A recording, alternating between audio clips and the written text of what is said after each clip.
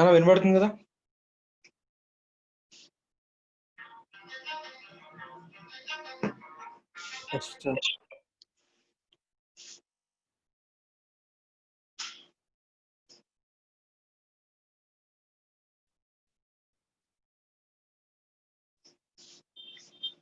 So మనం మన prospectus introduction లో ప్రాస్పెక్టస్ డెఫినేషన్ చూసాం. ప్రాస్పెక్టస్ డెఫినేషన్ లో 2 పార్ట్స్ ఉంటాయని చెప్పుకున్నాం కదా. ఫస్ట్ పార్ట్ వచ్చేసరికి డైరెక్ట్ గా చెప్తాడు ప్రాస్పెక్టస్ ఆ నేమ్ పెట్టి ప్రాస్పెక్టస్ నేమ్ తో ఇష్యూ చేసినటువంటి డాక్యుమెంట్ కానీ ఏదైనా సరే ప్రాస్పెక్టస్ చెప్తాం. సెకండ్ పార్ట్ లో వచ్చేసరికి prospectus includes shelf prospectus, red herring prospectus, ఆ రెండు చెప్పి ఇండైరెక్ట్ వేలో ఇంకేది ఇష్యూ చేసినా nothing but notice, advertisement, circular ఏదైనా సరే ప్రాస్పెక్టస్ అని చెప్తున్నాం.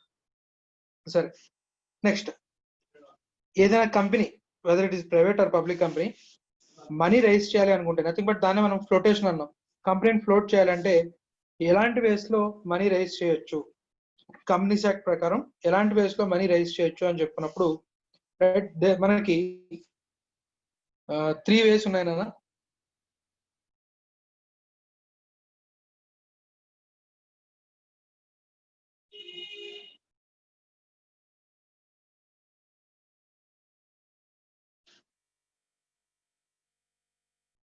First the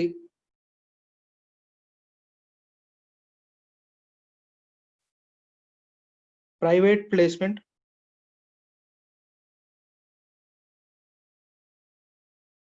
second the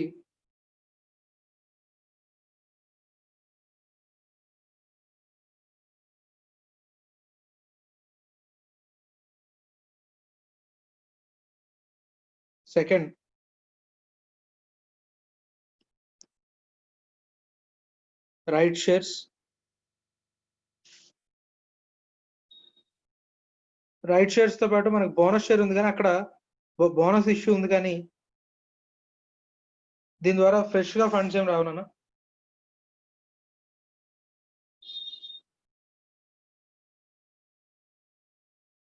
bonus. Next వచ్చేసరికి public offer.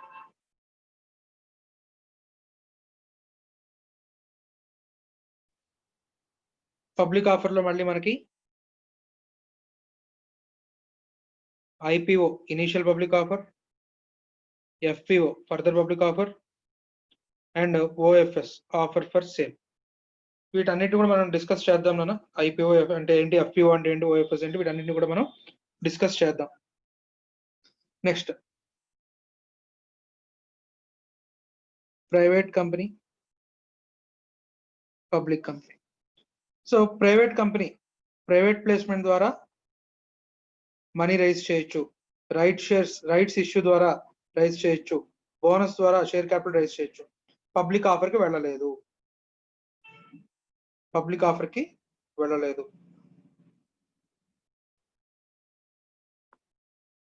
Next public company private placement yes, rights yes, bonus yes, public offer yes, includes IPO, FPO and OFS.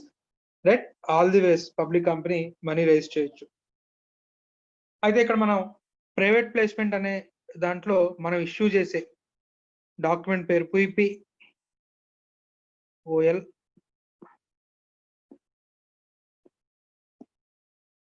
Private placement offer letter cum application. Private placement offer letter cum application. Right shares లో మనం issue చేసేది offer letter. Share capital chapter లో చదువుతాం. Bonus shares లో దానికి అవేమి ఉండవు.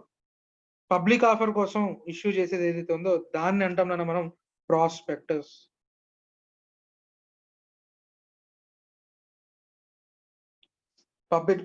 Public offer కోసం మనం ఏమైతే ఇష్యూ చేస్తున్నామో ఆ డాక్యుమెంట్ పేరు ప్రాస్పెక్టస్.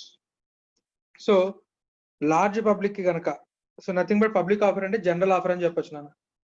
ప్రైవేట్ ప్లేస్మెంట్ అంటే స్పెసిఫిక్ ఆఫర్ అని చెప్పొచ్చు. So private placement offer letter is a specific offer. Right. So మనం దీంట్లో ఇప్పుడు మనం first private placement offer letter గురించి తెలుసుకుంటాం, సెక్షన్ 42. ఆ తర్వాత మనకి ప్రాస్పెక్టస్, ఐపీఓ అంటే ఏంటి, ఎఫ్పిఓ ఏంటి, OFS, prospectus, different types of prospectus discuss చేస్తాం. రైట్. సో ఇప్పటిదాకా మనం చెప్పుకుందంతా సెక్షన్ 23 పారా 3.2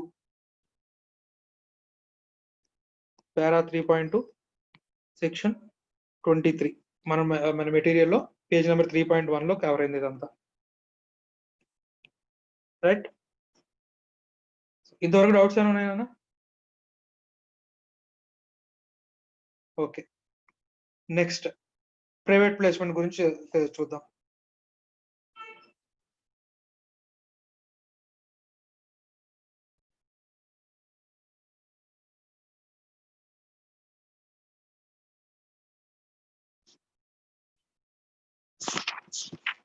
ప్రైవేట్ ప్లేస్మెంట్ వచ్చేసరికి నేను page number 3.11.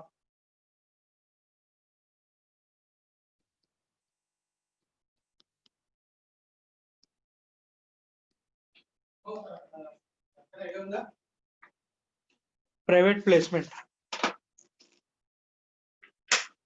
So private placement అనేది నథింగ్ బట్ ఒక స్మాల్ గ్రూప్ ఆఫ్ పర్సన్స్ కి ఇంటిమేట్ చేసి మా కంపెనీలో షేర్స్ ఇష్యూ చేస్తున్నాం, సెక్యూరిటీస్ ఇష్యూ చేస్తున్నాం,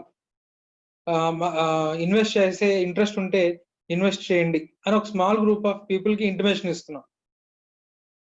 రైట్, సో ఆ స్మాల్ గ్రూప్ ఆఫ్ పర్సన్స్ కి పేరున ఇస్తాం. మనం ప్రాస్పెక్టస్ తీసుకున్నాం అనుకోండి, దాని మీద ఎటువంటి పేరు రాసి ఉండదు. It is a general offer. Private placement offer letter is a specific offer. ఒక పర్టికులర్ పర్సన్ పేరుని ఐడెంటిఫై చేసి ఆ పేరు రాసి వాడికి మాత్రం ఇస్తాం, వాడు మాత్రమే షేర్స్ అప్లై చేయాలి. రైట్ ఆఫ్ అనౌన్స్మెంట్ ఉండదు. Right, so private placement is a specific offer. Right, ఒక పర్టికులర్ పర్సన్ పేరు ఐడెంటిఫై చేసి ఇవ్వాలి అని చెప్తున్నాం. సరే, ఇలా అనుకుంటే మొత్తం ఓటర్ లిస్ట్ కనుక తీసి మొత్తం ఎంతమంది పేర్లు ఉంటే అంతమంది పేర్లతో లెటర్లు తయారు చేసేసి మెయిల్ మెర్జ్ యూజ్ చేసి వర్డ్ లో చేసి ఉంటారు. సో మెయిల్ మెర్జ్ యూజ్ చేసి అందరి పేర్లతో లెటర్లు తయారు చేసి అందరికీ పంపించేస్తే ఎవడో ఒకటి ఇన్వెస్ట్ చేస్తారు కదా, మన కంపెనీకి కావాల్సిన మనీ ఈజీగా రైజ్ అయిపోతుంది కదా. అటువంటిప్పుడు అది ఇప్పుడు నువ్వు అలా కనుక చేస్తే అది పబ్లిక్ ఆఫరే కదా, అందరికీ ఇచ్చినట్టే కదా. అప్పుడు ఇంకా ప్రాస్పెక్టస్ కి ప్రైవేట్ ప్లేస్మెంట్ కి ఇంకా డిఫరెన్స్ ఏముంది? సో ఇక్కడ మీరు గుర్తుపెట్టుకోవాల్సింది ఏంటంటే ప్రాస్పెక్టస్ కి రూల్స్ అండ్ రెగ్యులేషన్స్ చాలా ఎక్కువ. ప్రైవేట్ ప్లేస్మెంట్ కి అంత రూల్స్ ఉండవు, కొంచెం రిలాక్సేషన్ ఉంది. సో జనరల్ గా ఎవరైనా సరే ఏ రూట్ ఫాలో అవుదాం అనుకుంటారు నాన్న? ప్రాస్పెక్టస్ రూట్ ఫాలో అవుదాం అనుకుంటారా, ప్రైవేట్ ప్లేస్మెంట్ ఫాలో అవుదాం అనుకుంటారా? ఏం చేస్తారు నాన్న? Private sir. ప్రైవేట్ ప్లేస్మెంట్, ఎందుకంటే రెస్ట్రిక్షన్స్ తక్కువ, ఎందుకంటే స్మాల్ గ్రూప్ ఆఫ్ పర్సన్స్ ని మనం అడుగుతున్నాం డబ్బులు. రైట్, కాబట్టి ప్రైవేట్ ప్లేస్మెంట్ ద్వారా లార్జ్ పబ్లిక్ ని అప్రోచ్ అవ్వడానికి ట్రై చేస్తారు.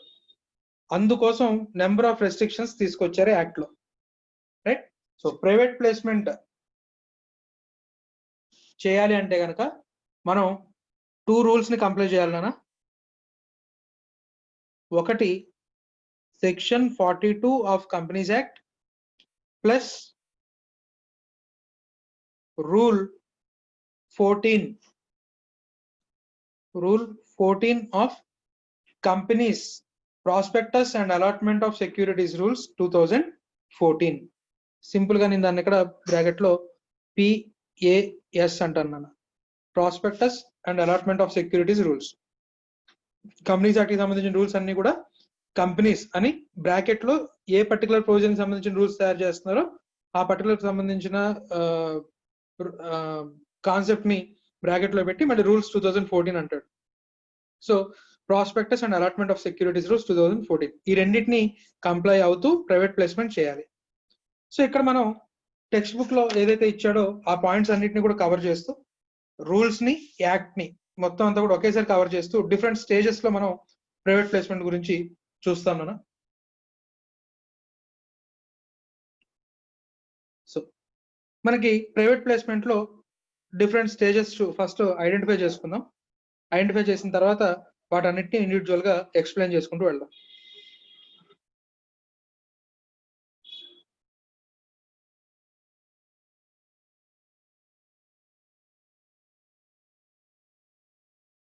ఇది యాక్ట్ లో ఎక్కడ స్టేజెస్ లో లేదు నాన్న, మనకి మెమరీ పర్పస్ కోసం మాత్రమే నేను స్టేజెస్ గా చెప్తున్నాను.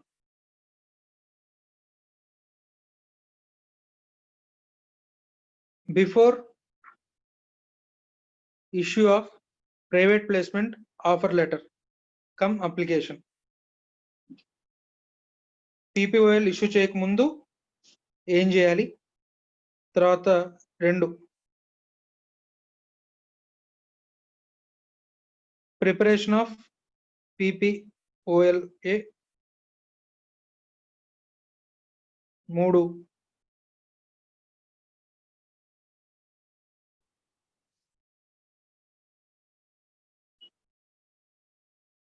sending and receiving of application money. 4 use of application money. Nothing but దీన్ని ఇక్కడ అలాట్మెంట్ అని కూడా అంటాం. నెక్స్ట్ వచ్చేసరికి ఆఫ్టర్ అలాట్మెంట్ అంటే return of allotment.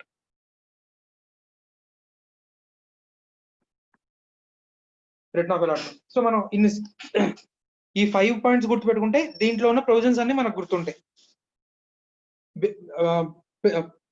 Private placement offer letter issue చేయకముందు ఏం చేయాలి? అసలు first private placement offer letter issue చేయాలి అంటే ఫాలో అవ్వాల్సిన రూల్స్ ఏంటి, తర్వాత పీపీఓఎల్ ఎలా తయారు చేయాలి, ఎలా పంపించాలి, అలాగే పబ్లిక్ దగ్గర నుంచి, సో పబ్లిక్ కాదు, ఎవరినైతే మనం అప్లికేషన్ పంపించామో వాళ్ళ దగ్గర నుంచి మనీ ఎలా రిసీవ్ చేసుకోవాలి, ఆ మనీని దేనికోసం యూజ్ చేయాలి, లేకపోతే ఎక్కడ ఇన్వెస్ట్ ఎక్కడ డిపాజిట్ చేయాలి, దానికి సంబంధించిన రూల్స్ అక్కడ చూస్తాం. అలాగే receipt of return of allotment. So ఈ 5 స్టేజెస్ లో మనం చూస్తాం నాన్న. సో నాన్న అందరికి క్లియర్ గా కనబడుతుందా? యాక్చువల్గా వైట్ బ్యాక్గ్రౌండ్ పెడితే మీకు కళ్ళ నొప్పులు వస్తాయని చెప్పి బ్లాక్ బ్యాక్గ్రౌండ్ పెడుతున్నాను. వైట్ పెట్టమంటారా లేకపోతే? ఎక్కువసేపు స్క్రీన్ వైట్ స్క్రీన్ చూస్తే మీకు కళ్ళ నొప్పులు వస్తాయని చెప్పి నేను బ్లాక్ లోకి మారుస్తున్నాను, అంతే, అంతకంటే ఏం లేదు. ఓకే, సో ఇప్పుడు నేను మీకు ఎప్పుడు కూడా కంపెనీ సెక్ట్ చెప్తున్నప్పుడు ఒక స్టాండర్డ్ ఫార్మాట్ చెప్పాను.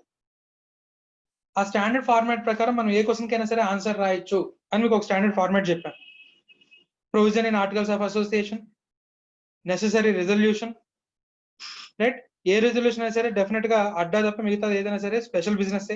స్పెషల్ బిజినెస్ అంటే explanatory statement, contents of explanatory statement, right? మళ్ళీ ఆ ఫైలింగ్ ఆఫ్ రెజల్యూషన్స్, ఇలాగ మనం కొన్ని పాయింట్స్ ఏవైతే మనం అనుకున్నామన్నా ఆ స్టాండర్డ్ ఫార్మాట్ మనకి ఇక్కడ కొంత పనికి వస్తుంది, రైట్? సో ప్రైవేట్ ప్లేస్మెంట్ కి సంబంధించి మనం ఫస్ట్ స్టేజ్ డిస్కస్ చేస్తున్నాం.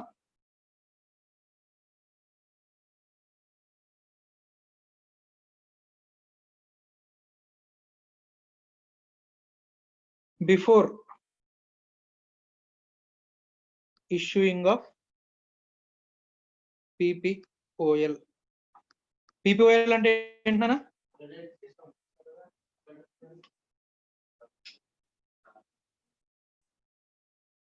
Nirmal?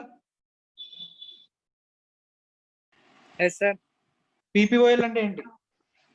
Private placement offer. Offer? Letter. Letter అంతే సార్. PPOL. ఆ పక్కన ఏ కూడా రాస్తున్నాను కదా ప్రతిసారి. Application. Letter or application. Private placement offer letter cum application. Yes sir. Okay, so ఫస్ట్ది బిఫోర్ ఇష్యూయింగ్ చేసేటప్పుడు ఫస్ట్ది రెజల్యూషన్ టు బి పాస్డ్ నాన్న.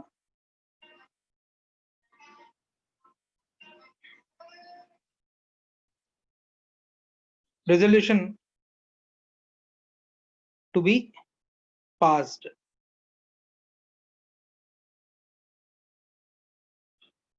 in general meeting. Resolution to be passed in general meeting. ఎందుకంటే మనం తర్వాత షేర్ క్యాపిటల్ చూస్తాం నాన్న.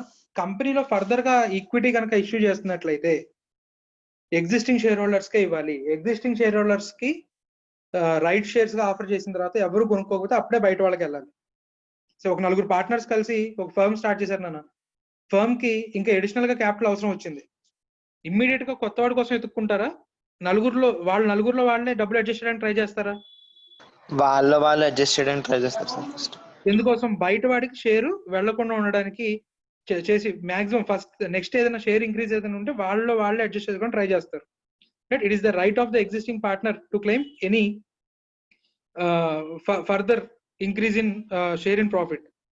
ఒకవేళ ఆ క్యాపిటల్ వాళ్ళు అడ్జస్ట్ చేసుకోలేకపోతే అప్పుడు కొత్త వాళ్ళ కోసం వెళ్తారు. సిమిలర్లీ సేమ్ కాన్సెప్ట్ ఇక్కడ మనం కంపెనీస్ లో కూడా అప్లై చేసినట్లయితే ఫర్దర్ గా కంపెనీకి మనీ అవసరం అయ్యి షేర్స్ ఇష్యూ చేయాల్సి వస్తే ఎగ్జిస్టింగ్ షేర్ హోల్డర్స్ కి మాత్రమే ఆఫర్ చేయాలి. It is the right of the every share holder to claim any new issue. So అందుకే దాన్ని రైట్ షేర్స్ అన్నాం. ఒకవేళ ఎగ్జిస్టింగ్ షేర్ హోల్డర్స్ కాకుండా బయట వాళ్ళకి ఇద్దాము అనుకుంటే కనుక స్పెషల్ రెజల్యూషన్ పాస్ చేయాలన్న. ఒకవేళ ఎగ్జిస్టింగ్ షేర్ హోల్డర్స్ కాకుండా బయట వాళ్ళకి న్యూ షేర్ క్యాపిటల్ ఇష్యూ చేద్దాం అనుకున్నట్లయితే కనుక మనం స్పెషల్ రెజల్యూషన్ పాస్ చేసుకోవాలి జనరల్ మీటింగ్ లో. సో సిమిలర్లీ ప్రైవేట్ ప్లేస్మెంట్ అంటే మనం ఇష్యూయింగ్ ఆఫ్ మన ఈక్విటీకి అయినా సరే లేకపోతే దేనికైనా ఏ సెక్యూరిటీస్ కైనా సరే రైట్ యూజ్ చేయొచ్చు. కాబట్టి జనరల్ మీటింగ్ లో స్పెషల్ రెజల్యూషన్ పాస్ చేసుకోవాలట. రైట్? సో ఆ రెజల్యూషన్ ఏంటన్నా, రెజల్యూషన్ టు బి పాస్డ్ ఏంటన్నా, special resolution in general meeting. Special resolution in general meeting pass చేయాలి.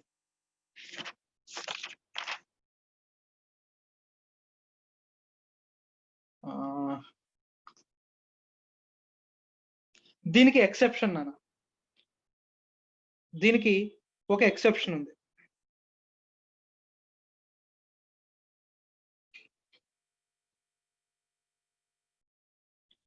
ఎక్సెప్షన్ అప్లై అవ్వాలి అంటే కనుక దాని కండిషన్స్ చూడండి.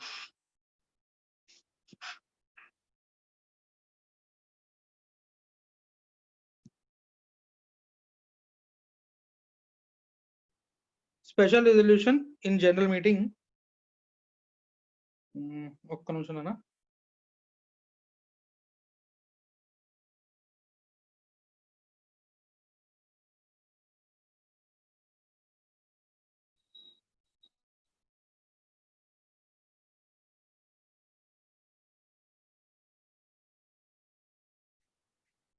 For each offer.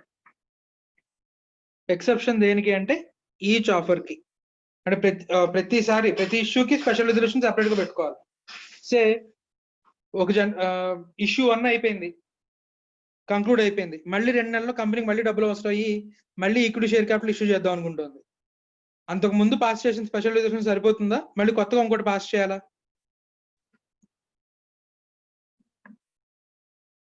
Sai Kiran కొత్తగా పాస్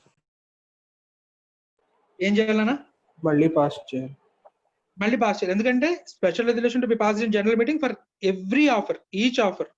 సో ఈచ్ ఆఫర్ అనే దానికి ఎక్సెప్షన్ ఏంటి అనేది చూస్తే first rule.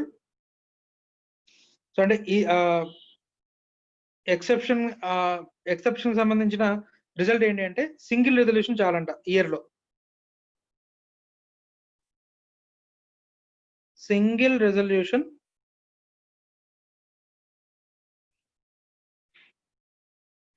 Once in financial year చాలంట.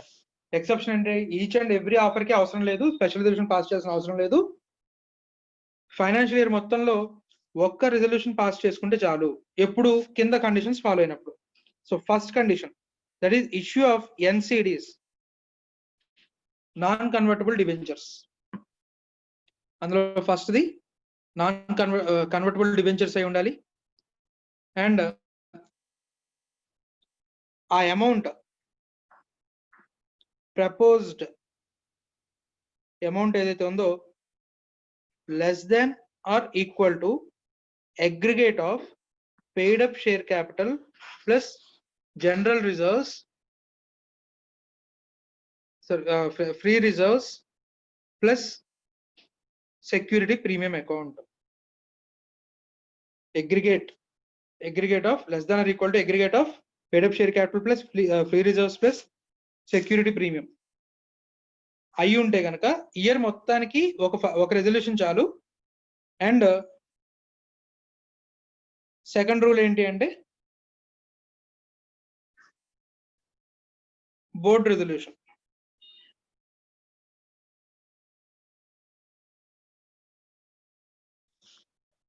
Right? Non convertible debentures issue చేయాలి అనుకుంటే కనుక ఇయర్ మొత్తానికి ఒక రెజల్యూషన్, అంటే ఏజిఎం లో ఆల్రెడీ పర్మిషన్ తీసుకున్నారు, మేము ఈ సంవత్సరం మా ఇష్టం వచ్చిన టైంలో ఎన్సిడీస్ ఇష్యూ చేస్తాము, స్పెషల్ రెజల్యూషన్ పాస్ చేస్తారా అని అడిగితే మెంబర్స్ పాస్ చేశారు. సో ఇప్పుడు ఆ పవర్ డెలిగేషన్ ఎవరికి వెళ్ళిపోయింది? ఎన్సిడీస్ ఇష్యూ చేయాలన్న దానికి పవర్ బోర్డ్ ఆఫ్ డైరెక్టర్స్కి వెళ్ళిపోయింది. సో కంపెనీ ఎప్పుడు బోర్డ్ ఆఫ్ డైరెక్టర్స్ ఎప్పుడు ఎన్సిడీస్ రైజ్ చేద్దామన్నా కూడా బోర్డ్ ఆఫ్ డైరెక్టర్స్ మీటింగ్ పెట్టుకొని board of meetings BOD meeting లో రెజల్యూషన్ పాస్ చేసుకుంటే ప్రైవేట్ ప్లేస్మెంట్ ఇష్యూ చేసుకోవచ్చు అంట. ఈక్విటీకా ఎన్సిడీస్ కి మాత్రమే ఈ రూల్, ఈ ఎక్సెప్షన్ దేనికి అప్లై అవుతుందని ఓన్లీ ఎన్సిడి.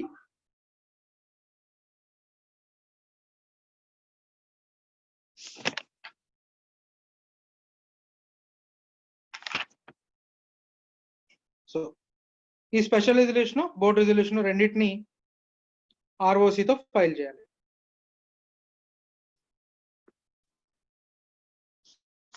ఈ స్పెషల్ రెజల్యూషన్ ని బోర్డ్ రెజల్యూషన్ ని ఆర్ఓసితో ఫైల్ చేయాలి private placement offer letter issue చేసే ముందే.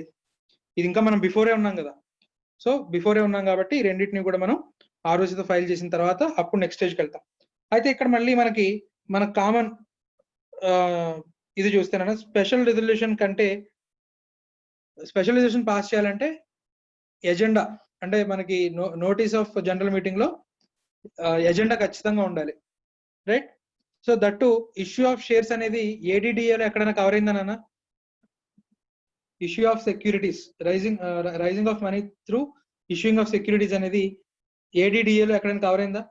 No sir. No sir. ADDA అంటే ఏంటి సార్ మళ్ళీ అడగండి. ఏడిడిఏ అంటే ఏంటి? ఏడిడిఏ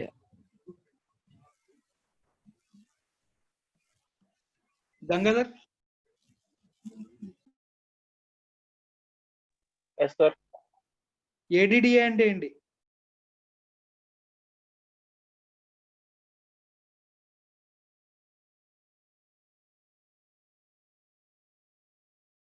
మీటింగ్స్ చాప్టర్ ఏం లేదా?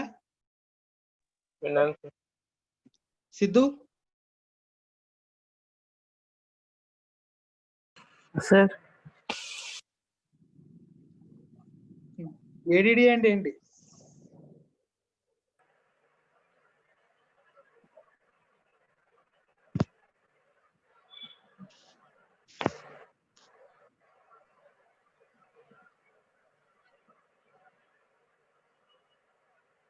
కొన్ని నోటీస్ పంపించేటప్పుడు నోటీస్ లో ఎజెండా చెప్పుకున్నాం, ఎజెండాలో ఆర్డినరీ బిజినెస్, స్పెషల్ బిజినెస్ అని చెప్పుకున్నాం. ఆర్డినరీ బిజినెస్ అంటే ఏంటి?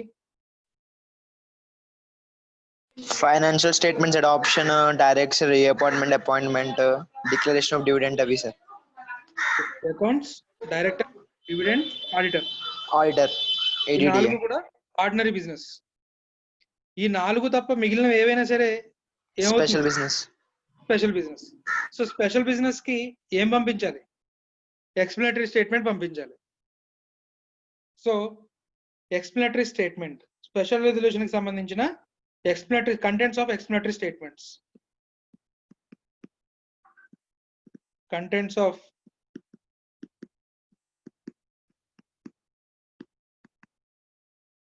సో ఎక్స్ప్లెనేటరీ స్టేట్మెంట్ లో కంటెంట్స్ ఏం పంపించి ఉండాలంట? పర్టికులర్స్ ఆఫ్ ఆఫర్, అంటే ఏ సెక్యూరిటీస్ ఇష్యూ చేస్తున్నావు, అలాగే నోటీస్ లో ఇంక్లూడ్ చేసిన ఎజెండా ఏదైతే ఉందో ఆ ఎజెండా అంతా కూడా బోర్డ్ ఆఫ్ డైరెక్టర్స్ మీటింగ్ లో ఫిక్స్ అయి ఉంటుంది నాన్న. So date of board resolution ఏది? ఈ పర్టికులర్ ఇష్యూని నోటీస్ ఆఫ్ జనరల్ మీటింగ్ లో ఇంక్లూడ్ చేయడం కోసం బోర్డ్ ఆఫ్ డైరెక్టర్స్ ఏ రోజున ఈ రెజల్యూషన్ ని ఏ డేట్ ని రెజల్యూషన్ పాస్ చేశారు. సో దాన్ని next kinds of securities being issued, price, justification for price, ఆ ప్రైస్ కి ఎందుకు ఇష్యూ చేస్తున్నాం, అలాగే డీటెయిల్స్ ఆఫ్ వాల్యూర్, ఆ షేర్స్ ని వాల్యూ చేస్తాం మనం. ఎందుకంటే డైరెక్టర్స్ ఏం చేస్తారు, కంపెనీ షేర్స్ బయట రెడీగా మార్కెట్ లో 200-300 పెట్టి కొనడానికి కూడా రెడీగా ఉన్నారు పబ్లిక్. కానీ డైరెక్టర్స్ ఏం చేస్తారంటే వాళ్ళ చుట్టాలకి, వాళ్ళ రిలేటివ్స్ కి, వాళ్ళకి ఇత్తెండ్ కిన్కి 100 రూపీస్కే షేర్స్ అమ్మేసుకుంటారు. 200 రూపీస్ 300 రూపీస్ వర్త్ షేర్స్ ని 100 రూపీస్కే అమ్మేసుకుంటారు. సో దట్ అంటే చాలా తక్కువ పెట్టుబడి పెట్టి నీతో సమానంగా ఆల్రెడీ కంపెనీలో ఎగ్జిస్టింగ్ షేర్ హోల్డర్స్ సమానంగా షేర్స్ ప్రాఫిట్ ఎంజాయ్ చేస్తాడు, రైట్? సో అందుకని ఇలాంటి మోసాలు జరగకుండా ఒక రిజిస్టర్డ్ వాల్యూర్ తో షేర్స్ వాల్యూ సెక్యూరిటీస్, షేర్స్ అనే కాదు సెక్యూరిటీస్ ని వాల్యూ చేయించి ఆ బేసిస్ ఆఫ్ వాల్యుయేషన్ ని ఎక్స్ప్లెనేటరీ స్టేట్మెంట్ లో ఇస్తాం. And at the same time valuer ఎవరు వాల్యూ చేశారు అనేది. అండ్ అలాగే ఎప్పుడు కామన్ గా మనం చెప్పుకునేది all material facts. Material fact అంటే నథింగ్ బట్ మెంబర్ యొక్క అంటే ఓట్ ఎవరైతే వేస్తున్నారో వాళ్ళ ఓటింగ్ డెసిషన్ ని ఇన్ఫ్లుయెన్స్ చేసే మ్యాటర్ ఏదైనా సరే మనకి మెటీరియల్ ఫ్యాక్ట్ అంటాం, right? So every material fact must be included. ఇది మనం రెజల్యూషన్ పాసింగ్ అన్న. సో రెజల్యూషన్ పాస్ చేసిన తర్వాత సార్ ఒకసారి ఎన్సీడీ చెప్పారు సార్, అంటే అమౌంట్ ఎక్సీడ్ అయితే అది ఒకసారి స్పెషల్ రీజన్ ఒకసారి మళ్ళీ చెప్పరా సార్ అది? సో జనరల్ గా ఏంటి, ఈచ్ అండ్ ఎవ్రీ ఇష్యూకి స్పెషల్ రెజల్యూషన్ పాస్ చేయాలి. కానీ ఎన్సీడీ అయి ఉంటే కనుక, nothing but non convertible debentures అయి ఉంటే కనుక ఇయర్ మొత్తానికి ఒక రెజల్యూషన్ చాలు. ఇయర్ మొత్తానికి కూడా ఒక రెజల్యూషన్ చాలు. కానీ కండిషన్ ఏంటి, ఆ ప్రపోజ్డ్ మనీ అంటే ఎన్సీడీ ఇష్యూ చేసి నువ్వు రైజ్ చేసే మనీ దేన్ని దాటకుండా ఉండాలి, paid up share capital plus free reserves plus security premium దాటకుండా ఉన్నట్లయితే కనుక అప్పుడు ఏ రెజల్యూషన్ చాలనా, board resolution. Only board resolution pass చేసుకొని ఎన్సీడీ ఇష్యూ చేసేయచ్చా? దానికి సపోర్టింగ్ గా ఇంతకు ముందు స్పెషల్ రెజల్యూషన్ పాస్ అయి ఉండాలా? పాస్ అయి ఉండాలి సార్ స్పెషల్ రెజల్యూషన్ పాస్ అయి ఉండాలి. So throughout the year ఎన్నిసార్లు అయినా బోర్డ్ రెజల్యూషన్ ద్వారా ఎన్సీడీస్ రైజ్ చేయొచ్చు.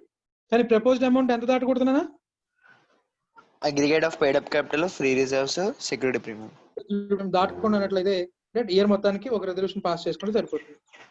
దాటితే సార్ ఏదైనా ఎక్సీడ్ అవుతాయి sir amount, extraordinary general meeting పెట్టి స్పెషల్ రెజల్యూషన్ పాస్ చేసుకోవాలి. మళ్ళీ ఓకే ఈజీఎం పెట్టుకొని మళ్ళీ స్పెషల్ రెజల్యూషన్ పాస్ చేసుకోవడం.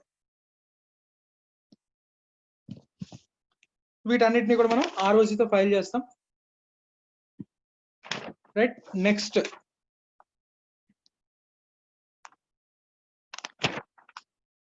ఇది first point. Second point,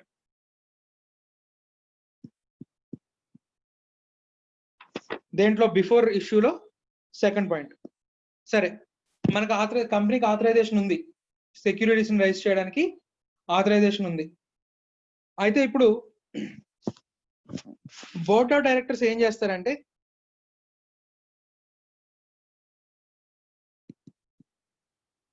board of directors small group of people ని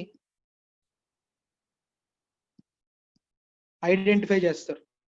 అంటే పొటెన్షియల్ ఇన్వెస్టర్స్, మన కంపెనీలో ఇన్వెస్ట్ చేయడానికి ఇంట్రెస్ట్ ఉండే పర్సన్స్ ఎవరు అనే దాన్ని ఐడెంటిఫై చేస్తారు. మనం ఇక నుంచి వాళ్ళని ఐడెంటిఫైడ్ పర్సన్స్ అందాం నాన్న. ఇక్కడ నుంచి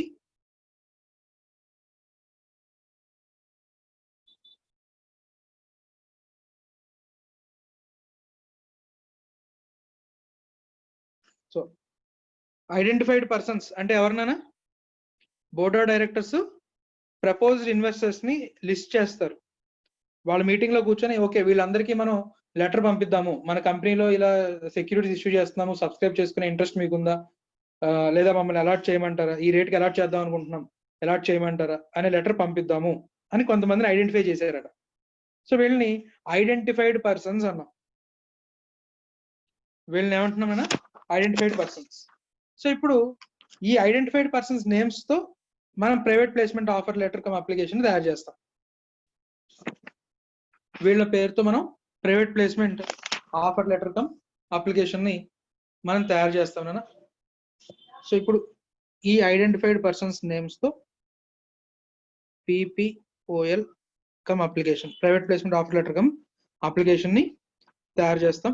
నథింగ్ బట్ ఇది స్పెసిఫిక్ ఆఫర్. దీని ఫామ్ నెంబర్ ఇది ఎలా ఉండాలి, PPOL ఎలా ఉండాలి అనేది చాలా క్లియర్ గా చెప్పారు. PAS 4 form number PAS 4 format లో ఉండాలి, రైట్. అండ్ ఈ PAS 4 అన్ని సీరియల్ గా నెంబర్ వేసి ఉండాలి. నువ్వు ఎంతమందికి పంపిస్తున్నావో ప్రతిదీ each and every PPOL should be serially numbered. అలాగే ఎవరైతే ఐడెంటిఫైడ్ పర్సన్ ఉన్నాడో ఆ స్పెసిఫిక్ గా ఆ పర్సన్ నేమ్ ని అడ్రస్ చేస్తూ PPOL ఉండాలి. దీన్ని నువ్వు ఐదర్ ఎలక్ట్రానిక్ మోడ్ లో అయినా పంపించవచ్చు, పోస్ట్ లో అయినా పంపించవచ్చు.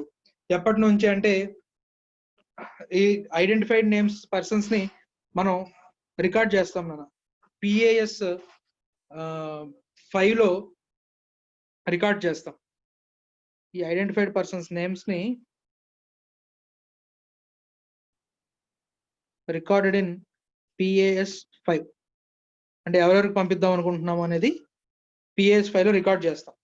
ఆ రికార్డ్ చేసిన దగ్గర నుంచి 30 days లోపు PPOLs పంపించాలి.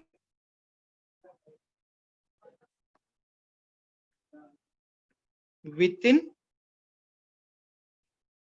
30 days from recording of the identified person, అక్కడ నుంచి 30 days లోపు మనం PPOL అనేది పంపిస్తాము, right.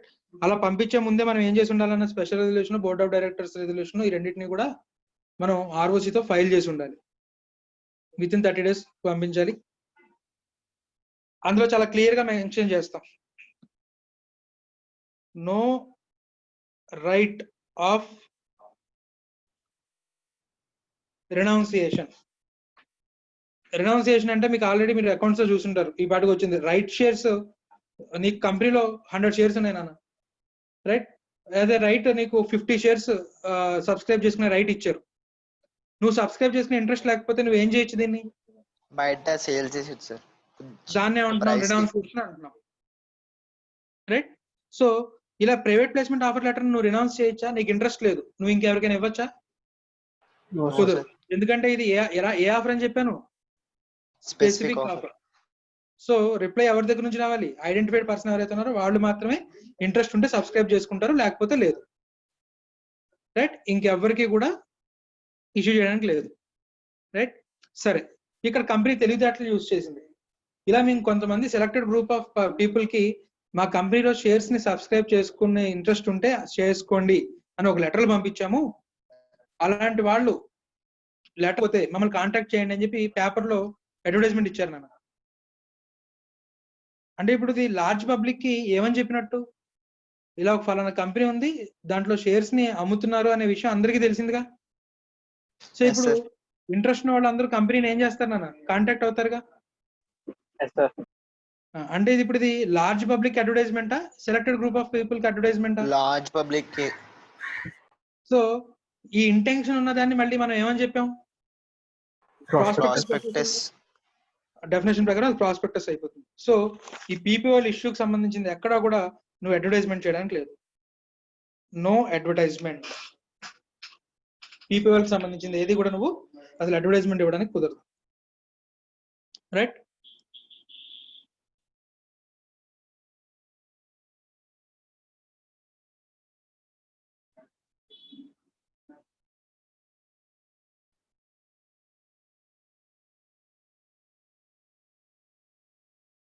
Next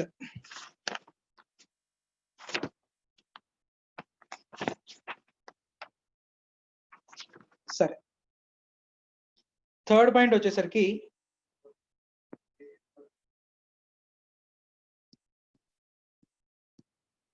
maximum number of identified persons. Maximum ఎంతమందిని ఐడెంటిఫై చేయొచ్చు అనేది చూసినప్పుడు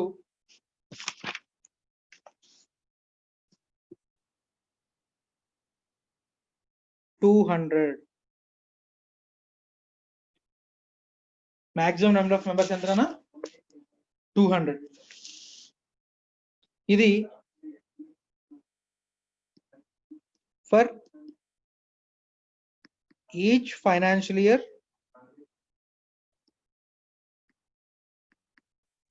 each type of security.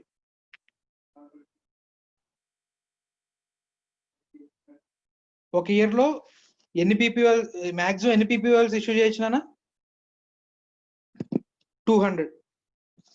Say for example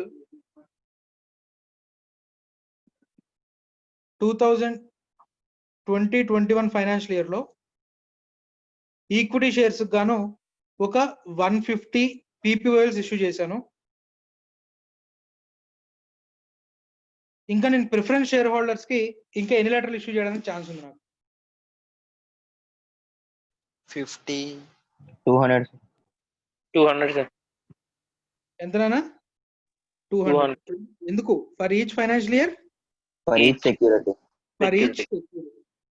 so ఈక్విటీకి 150 అనుకుంటే ఇంకా ఈక్విటీకి మనం ఈ సంవత్సరంలో ఇంకా ఎంత ఉంది, ఇంకో 50 వరకు ఇష్యూ చేసే ఛాన్స్ ఉంది.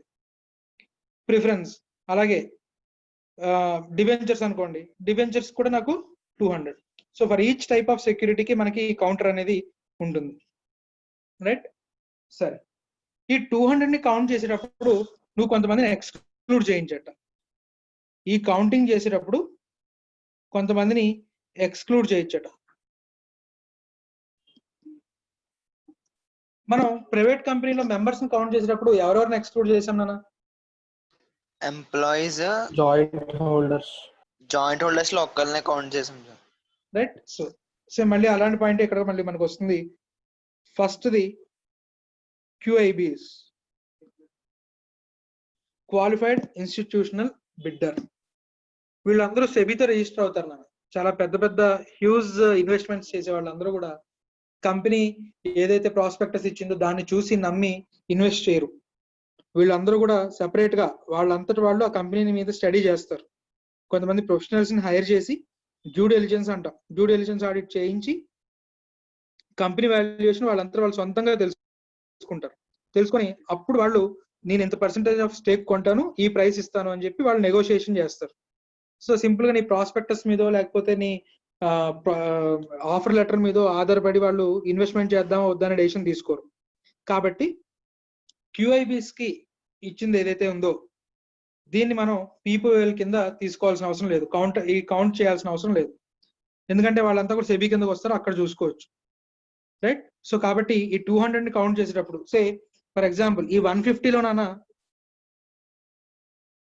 ఒక 30 QIBs కి ఇచ్చాం.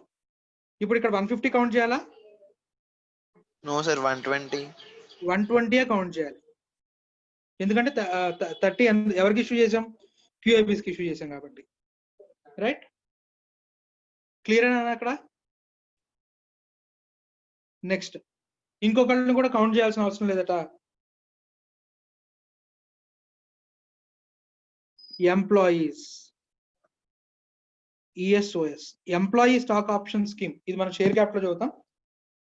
ఎంప్లాయీ స్టాక్ ఆప్షన్ స్కీమ్ కింద ఎంప్లాయీస్ కి ఏదైతే ఆఫర్ లెటర్ ఇచ్చామో వాటిని కూడా మనం PPOL కింద కౌంట్ చేయాల్సిన అవసరం లేదు, రైట్? ఈ 200 కౌంటర్ ఏదైతే ఉందో ఈ కౌంటర్ ని ఈచ్ అండ్ ఎవ్రీ సెక్యూరిటీకి ఈచ్ ఫైనాన్షియల్ ఇయర్ కి ఒకసారి మనం రిసెట్ చేసుకోవచ్చు. అండ్ అలాగే QIBs కి ఎంప్లాయీస్ కి ఇచ్చినప్పుడు మనం ఆఫర్ లెటర్ ని కౌంటర్ లో కౌంట్ చేయాల్సిన అవసరం లేదు.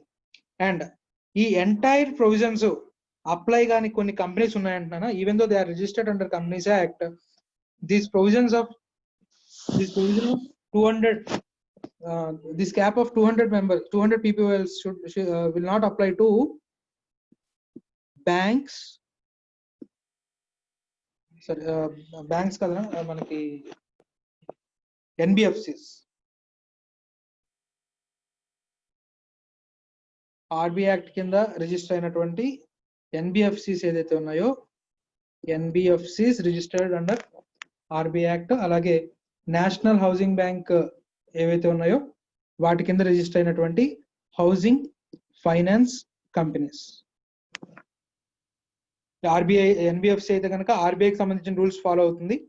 హెచ్ఎఫ్సి హౌసింగ్ ఫైనాన్స్ కార్పొరేషన్స్ అయితే కనుక నేషనల్ హౌసింగ్ బ్యాంక్ ఏదైతే ఉందో దానికి సంబంధించిన రూల్స్ ఫాలో అవుతాయి. ఒకవేళ ప్రైవేట్ ప్లేస్మెంట్ ద్వారా మనీ రైజ్ చేయడానికి ఆర్బీఐ కానీ ఎన్హెచ్బి కానీ ఏదైనా రూల్స్ స్పెసిఫై చేయలేదనుకోండి, అప్పుడు మళ్ళీ కంపెనీస్ యాక్ట్ అప్లై అయిపోతుంది. ప్రైవేట్ ప్లేస్మెంట్ ద్వారా మనీ రైజ్ చేయడానికి రూల్స్ కనుక ఆర్బీఐ యాక్ట్ లో కానీ లేదా దానికి సంబంధించిన రూల్స్ ఆర్బీఐ కానీ ఎన్హెచ్బి కానీ చేయకపోతే కనుక ఆటోమేటిక్ గా కంపెనీస్ యాక్ట్ కి సంబంధించిన రూల్స్ అప్లై అయిపోతాయి. రైట్. సో ఈ మాక్సిమం నెంబర్ కి సంబంధించిన రూల్ ఏదైతే ఉందో ఇది ఎన్బిఎఫ్సిస్ కి హెచ్ఎఫ్సిస్ కి అప్లై అవ్వదు. గుర్తుపెట్టుకోవాల్సిన పాయింట్ అనేది.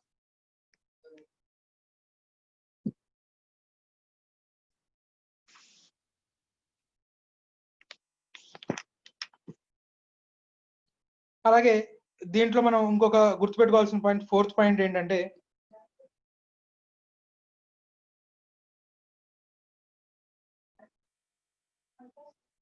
Existing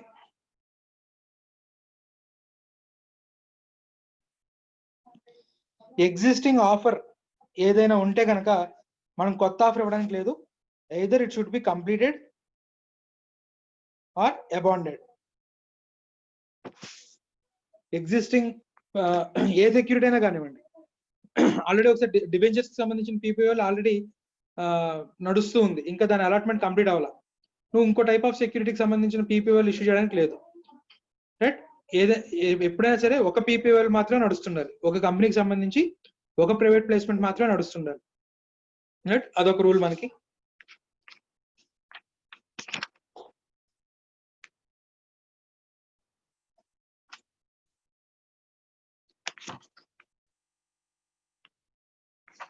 right. సో ఇక్కడ మనకి బిఫోర్ ఇష్యూయింగ్ ఆఫ్ పీపీఓఎల్ గురించి చూసాం మనం. రైట్. సింపుల్ గా చెప్పాలి అంటే రెజల్యూషన్ పాస్ చేసుకోవాలి, స్పెషల్ రెజల్యూషన్, దానికి ఒక ఎక్సెప్షన్. రైట్. ఆ తర్వాత ఈ రెజల్యూషన్ ఆర్ఓసీతో ఫైల్ చేయాలి. ఆర్ఓసీతో ఫైల్ చేసిన తర్వాత బోర్డ్ ఆఫ్ డైరెక్టర్స్ అందరూ కూర్చొని ప్రపోజ్డ్ ఇన్వెస్టర్స్ అందరినీ ఐడెంటిఫై చేస్తారు. రైట్. అలా ఐడెంటిఫై చేసిన గ్రూప్ ఆఫ్ పర్సన్స్ ని ఐడెంటిఫైడ్ పర్సన్స్ అని చెప్తున్నాం. వాళ్ళందరినీ పిఏఎస్ 5 లో రికార్డ్ చేయాలి. రికార్డ్ చేసిన 30 రోజుల్లోపు వాళ్ళందరికీ వాళ్ళ నేమ్ క్లియర్ గా రాసి ఉన్నటువంటి ప్రైవేట్ ప్లేస్మెంట్ ఆఫర్ లెటర్లు పంపిస్తాము. ఈమెయిల్ ద్వారా కానీ లేకపోతే ఫిజికల్ గా కానీ పంపిస్తాము. రైట్. అందులో చాలా క్లియర్ గా మెన్షన్ చేస్తాం నో రైట్ ఆఫ్ రినౌన్స్మెంట్. అలాగే ఇలా సెక్యూరిటీస్ ఇష్యూ చేస్తాం అనే విషయాన్ని ఎక్కడ కూడా మనం అడ్వర్టైజ్మెంట్ చేయడానికి కూడా కుదరదు. రైట్. అలా ఎంతమందికి మనం పంపించవచ్చు అంటే ఈచ్ టైప్ ఆఫ్ సెక్యూరిటీ, అలాగే ఈచ్ ఫైనాన్షియల్ ఇయర్ 200. ఆ 200 కౌంట్ చేసినప్పుడు క్యూఐబీస్ ని ఎంప్లాయీస్ ని కౌంట్ చేయాల్సిన అవసరం లేదు. అలాగే 200 మాక్సిమం అనేది ఏదైతే ఉందో రూల్ ఇది ఎన్బిఎఫ్సిస్ కి హౌసింగ్ ఫైనాన్స్ కంపెనీస్ కి అప్లై కాదు. అలాగే ఎగ్జిస్టింగ్ ఆఫర్ ఏదైనా ఆల్రెడీ నడుస్తున్నట్లయితే కనుక కొత్త ఆఫర్ ఏది ఇష్యూ చేయడానికి లేదు. Either it should be completed or it should be abandoned. Right. Next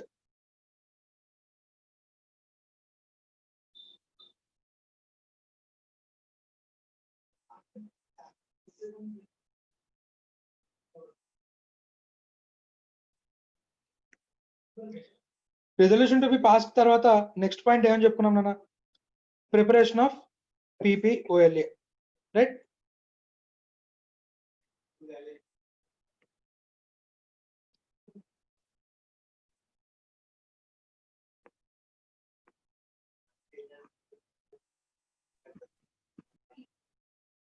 A form లో తయారు చేయాలని చెప్పాం నేను ఆల్రెడీ?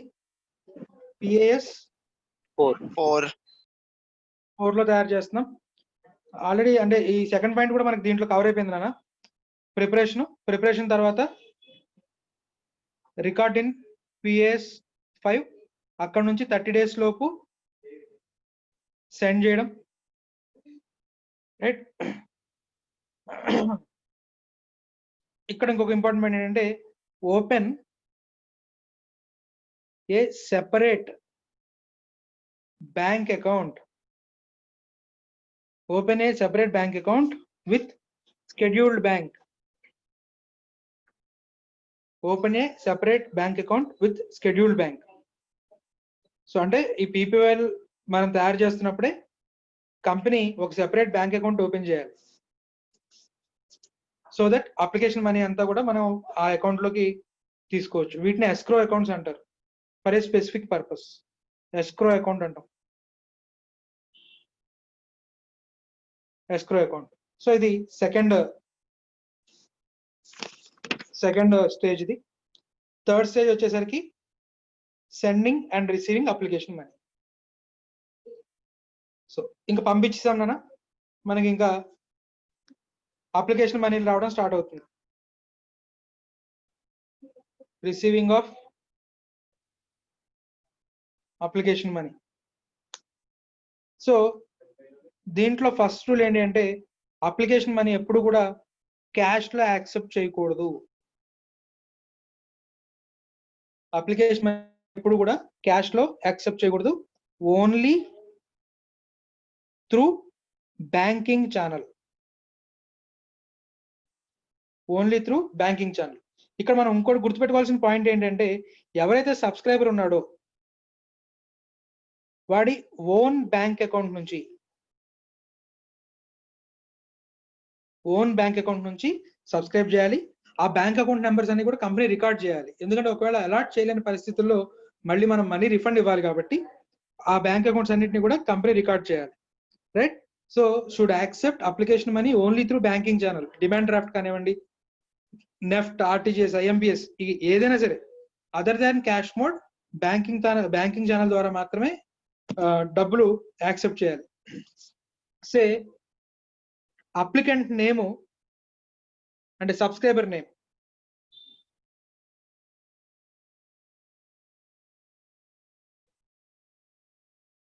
సబ్స్క్రైబర్ నేమ్ ఏనా? ఏకి బ్యాంక్ అకౌంట్ లేదు కానీ షేర్స్ అప్లై చేద్దాం అనుకుంటున్నాడు. వాడికి ఒక పీపీఎల్ లెటర్ వచ్చింది, వాడికి కంపెనీ ప్రాస్పెక్టస్ నచ్చింది, ఆ డీటెయిల్స్ అన్ని కూడా నచ్చాయి, ఇన్వెస్ట్ చేద్దాం అనుకుంటున్నాడు. కానీ ఏకి బ్యాంక్ అకౌంట్ లేదు. మనకి సబ్స్క్రైబ్ చేసుకోవాల్సిన డేట్, కట్ ఆఫ్ డేట్ ఏమో అయిపోతా ఉంది. సో అందుకని వాళ్ళ అబ్బాయి account son of A B account నుంచి డబ్బులు ట్రాన్స్ఫర్ చేశాడు నాన్న. అప్లికేషన్ లెటర్ ఫిల్ చేసేసి అప్లికేషన్ ఫామ్ ఫిల్అప్ చేసి బి అకౌంట్ నుంచి డబ్బులు ట్రాన్స్ఫర్ చేశాడు. కంపెనీ షేర్స్ అలాట్ చేయొచ్చా చేయకూడదా? సాయి కిరణ్. చేయకూడదు. ఎందుకు చేయకూడదు? అంటే వాళ్ళ అబ్బాయి నేమ్ మీద రాలే కదా సార్, తన నేమ్ మీద వచ్చింది. సో అప్లికేషన్ లెటర్ తన నేమ్ మీద వచ్చింది కాబట్టి తన బ్యాంక్ అకౌంట్ నుంచి మాత్రమే ఏం చేయాలి? అప్లై చేయాలి. సరే, ఇప్పుడు అకౌంట్ జాయింట్ అకౌంట్ అనుకుందాం. జాయింట్ అకౌంట్ ఆఫ్ ఏబి, తండ్రి కొడుకులు ఇద్దరు కలిసి ఒక జాయింట్ అకౌంట్ ఓపెన్ చేశారు, ఏ అండ్ బి. ఇప్పుడు మరి ఏ అండ్ బి నుంచి అకౌంట్ నుంచి పంపించచ్చా? పంపించచ్చు. అంటే ఇప్పుడు ఎవరైతే అంటే జాయింట్ గా అప్లై చేస్తుంటే కనుక ఎవరి నేమ్ అయితే అప్లై ఫస్ట్ జాయింట్ అకౌంట్ నుంచి పంపించచ్చు. అది కాకుండా ఒకవేళ జాయింట్ గా షేర్స్ అప్లై చేస్తుంటే కనుక అప్లికేషన్ ఫామ్ లో ఫస్ట్ నేమ్ ఎవరిదైతే కనబడుతుందో వాడి అకౌంట్ నుంచి డబ్బులు పంపించాలి. అప్లికేషన్ లో ఫస్ట్ నేమ్ ఎవరిదైతే కనబడుతుందో వాడి అకౌంట్ నుంచి పంపించాలని చెప్తాం. సో మనీ ఇలా రిసీవ్ చేసుకుంటున్నాం మనం. మనీ రిసీవ్ చేసుకున్న తర్వాత ఈ అమౌంట్ అంతా కూడా ఏ అకౌంట్ లో పడుతుంది? అప్లికేషన్ మనీ అంతా కూడా షెడ్యూల్డ్ బ్యాంక్ అకౌంట్, ఒక సెపరేట్ అకౌంట్ ఓపెన్ చేసాం కదా, ఎస్క్రో అకౌంట్. ఎస్క్రో అకౌంట్ లో డిపాజిట్ అవుతుంది అప్లికేషన్ మనీ అంతా కూడా, రైట్? సో ఇప్పుడు ఈ అకౌంట్ లో వచ్చిన మనీకి రెండు డెబిట్స్ అలౌడ్. రెండు డెబిట్స్ అలౌడ్. అందులో ఫస్ట్ డెబిట్ ఎగనెస్ట్ అలాట్మెంట్ అయిపోయింది అనుకోండి, ఈ షెడ్యూల్డ్ బ్యాంక్ అకౌంట్ లోంచి అమౌంట్ కంపెనీ నార్మల్ అకౌంట్ లోకి, కంపెనీకి సంబంధించిన కరెంట్ అకౌంట్ ఉంది, ఆ కరెంట్ అకౌంట్ లోకి ట్రాన్స్ఫర్ అయిపోతుంది. కరెంట్ అకౌంట్ లోకి ట్రాన్స్ఫర్ అయిపోయిన తర్వాత కంపెనీ ఏదైతే ఆబ్జెక్టివ్స్ చెప్పిందో ఆబ్జెక్టివ్స్ కోసం ఖర్చు పెట్టడం మొదలు పెడుతుంది. సో అలాట్మెంట్ కంప్లీట్ అయిపోతే కనుక అలాట్మెంట్ లెటర్ మనం బ్యాంకుకి పంపిస్తే, అలాగే ఆర్ఓసి కూడా పంపిస్తే, రైట్, అప్పుడు బ్యాంకర్ ఏం చేస్తాడు? ఎస్క్రో అకౌంట్ డెబిట్ చేసి కంపెనీ కరెంట్ అకౌంట్ కి క్రెడిట్ చేస్తాడు. Company can start using that money. Next రెండో డెబిట్ ఏంటంటే రిఫండ్. ఒకవేళ కంపెనీ షేర్స్ ని అలాట్ చేయలేకపోయినట్లయితే కనుక ఏం చేస్తాం, రెస్పెక్టివ్ సబ్స్క్రైబర్స్ ఎవరైతే ఉన్నారో వాళ్ళ అకౌంట్స్ కి వెనక్కి పంపించేస్తాం.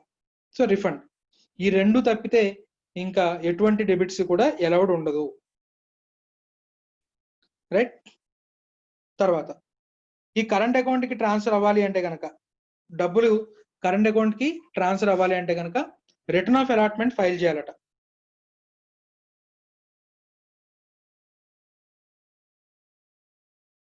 రిటర్న్ ఆఫ్ అలాట్మెంట్ ఫైల్ చేస్తే ఆ రిటర్న్ ఆఫ్ అలాట్మెంట్ ఫైల్ చేసిన కాపీ తీసుకెళ్లి బ్యాంకర్ కి ఇస్తే బ్యాంకర్ అప్పుడు డబ్బులు ట్రాన్స్ఫర్ చేస్తాడు. సో రిటర్న్ ఆఫ్ అలాట్మెంట్ ఏంటి అనేది మనం నెక్స్ట్ దాంట్లో నెక్స్ట్ టాపిక్ లో చూద్దాం నాన్న. సో ఇది రిసీట్ ఆఫ్ అప్లికేషన్స్.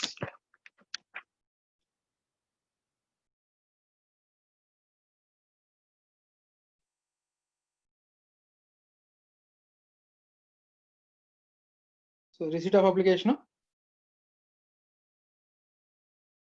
అలాగే ఈ పార్ట్ నుంచి ఏదైతే ఉందో ఇది 4th పాయింట్ నాన్న, యూజ్ ఆఫ్ అప్లికేషన్ మనీ, అలాగే అలాట్మెంట్.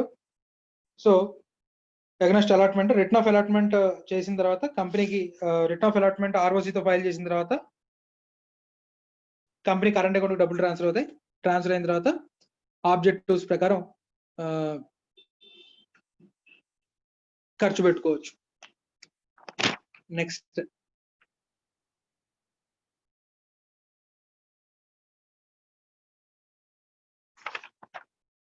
ఒకవేళ అలాట్ చేయలేని పక్షంలో, ఇది అలాట్మెంట్ కి సంబంధించిన అలాట్మెంట్ ఎన్ని రోజుల్లో కంప్లీట్ అయిపోవాలి అంటున్నాడంటే, a company making private placement shall allot the securities within 60 days of receipt of application money.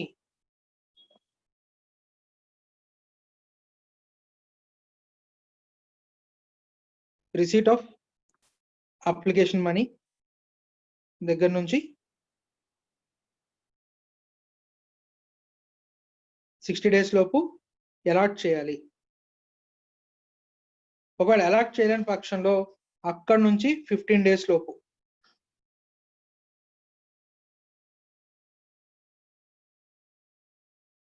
Refund ఇవ్వాలి. ఒకవేళ రిఫండ్ ఇవ్వలేని పక్షంలో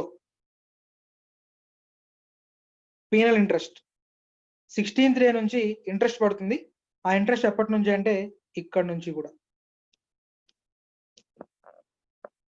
So if the company fails to repay the application money within the set period of 15 days, it shall be liable to pay interest at the rate of 12% per annum from the expiry of 60th day. ఇక్కడ నుంచి కూడా at 12% per annum penal interest పడుతుంది. Right. Receipt of application money దగ్గర నుంచి application money మనం ఎప్పుడైతే receive చేసుకున్నామో ఆ రిసీవ్ చేసుకున్న దగ్గర నుంచి 60 రోజుల్లోపు అలాట్ చేయాలి. అలాట్ చేయలేకపోతే కనుక అక్కడ నుంచి 15 రోజుల్లోపు రిఫండ్ ఇచ్చేయాలి. 15 రోజులు దాటితే కనుక ఎక్స్పైరీ ఆఫ్ 60th డే నుంచి, అంటే 15 రోజులు ప్లస్ అక్కడ నుంచి ఇంకెన్ని రోజులు డిలే అయిందో అన్ని రోజులకి కూడా ఇంట్రెస్ట్ 12% per annum చొప్పున ఇవ్వాలని చెప్తున్నాడు.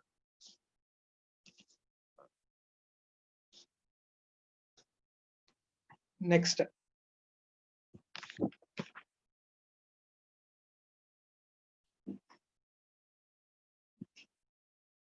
దీంట్లో మనకి లాస్ట్ రిటర్న్ ఆఫ్ అలాట్మెంట్.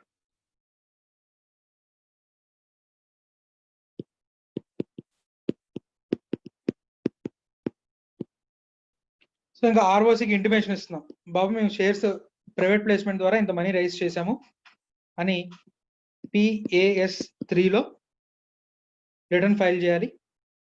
అందులో ఎవరెవరికైతే అలాట్మెంట్ చేశామో అలాటీస్ యొక్క నేమ్, ఈమెయిల్, తర్వాత నార్మల్ అడ్రస్, తర్వాత number of shares or securities issued, ఎంత మనీ రైజ్ చేసాం. ఒకవేళ మనీ కాకుండా other than consideration of money అంటే పేటెంట్స్ తీసుకోనో లేకపోతే అదర్ దాన్ కన్సిడరేషన్ అంటే మనకి స్వెట్ ఈక్విటీ షేర్స్ కానీ ఇలాంటివి ఏమైనా అయి ఉంటే కనుక, రైట్, అదర్ దాన్ క్యాష్ అయితే కనుక ఎలా ఎందుకు అలాట్ చేసామని దాని details, right, class of securities, nominal value ఎంత, ఇవన్నిటిని కూడా రిటర్న్ ఆఫ్ అలాట్మెంట్ లో ఫైల్ చేయాలి, right. So return of allotment మనకి ఎన్ని రోజుల్లో ఫైల్ చేయాలంటే దానికి time limit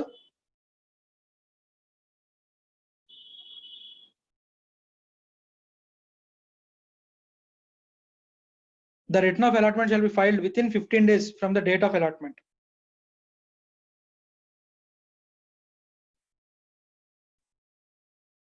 Date of allotment నుంచి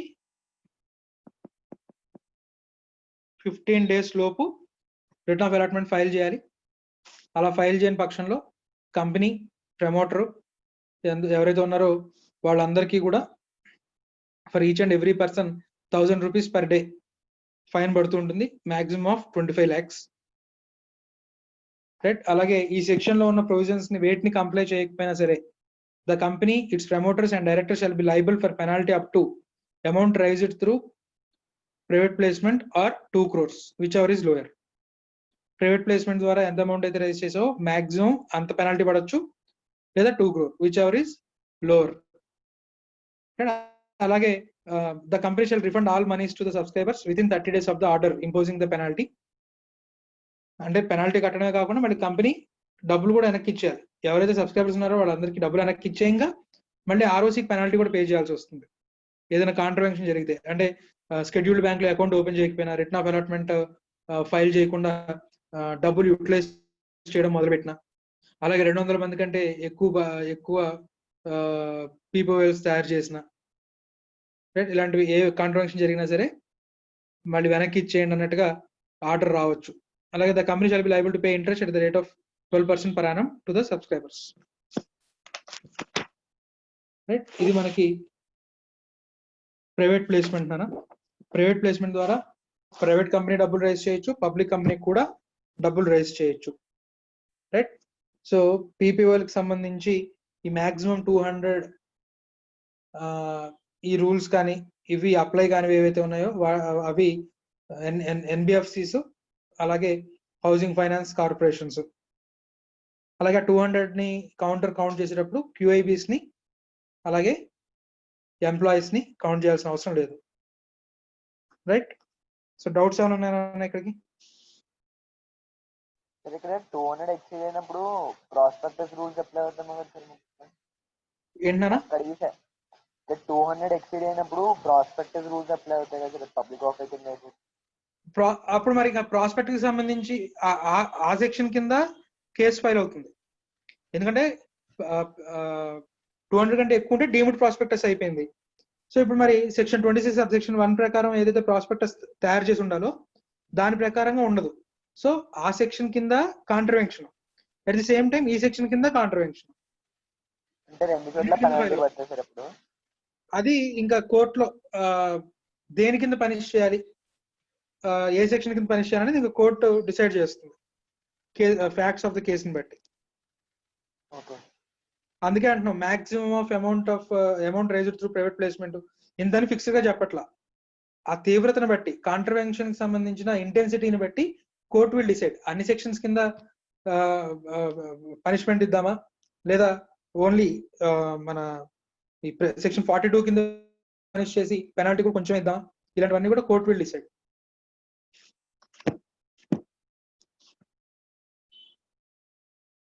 so private placement offer letter మొత్తం చదవండి నాన్న, ఇంపార్టెంట్ టాపిక్ అది.